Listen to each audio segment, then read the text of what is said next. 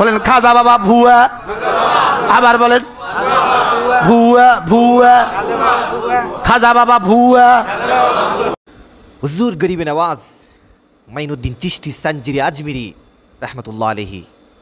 So তিনি তো সেই ব্যক্তি, তিনি হচ্ছেন আওলাদে রসুল, যিনি একাই ভারতের সেই হিন্দুস্তানে আল্লাহর দুশ্মন, নবীর দুশ্মন, কোরআনের দুশ্মন, সেই পিতৃরাজের বিরুদ্ধে যিনি সংগ্রাম করেছেন, জিহাদ করেছেন এবং অলমোস্ট প্রায় 90 লক্ষ কাফেরকে তিনি কালেমা পড়ে মুসলমান বানিয়েছেন।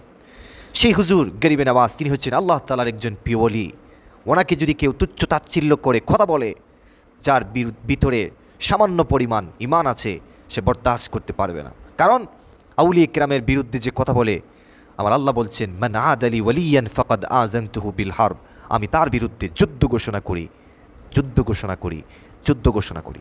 আজ বাংলাদেশে একজন বক্তা তিনি বলেছেন খাজা বাবা এই শব্দ ইউজ করে তিনি ভুয়া ভুয়া শব্দ বলেছেন। আমি জানি না তিনি কাকে ইঙ্গিত করে বলেছেন। তিনি যদি সত্যি খাজা গরিবে নওয়াজ হুজুর মাইনুদ্দিন চিশতি আজমিরি সাঞ্জিরি আজমিরি রহমতুল্লাহ আলাইহিকে ইঙ্গিত করে বলে থাকেন, আমি ওনাকে বলবো আপনি কাজটি খুবই খারাপ কাজ করেছেন, আপনি ওনার সামনে বেয়াদবি করেছেন, আপনি তাওবা করুন। হুজুর গরিবে নওয়াজ তো সেই ওলি যিনি গোটা আয়না সাগর লুটার ভিতরে ঢুকিয়ে দিয়েছিলেন, তিনি হচ্ছেন হুজুর গরিবে নওয়াজ।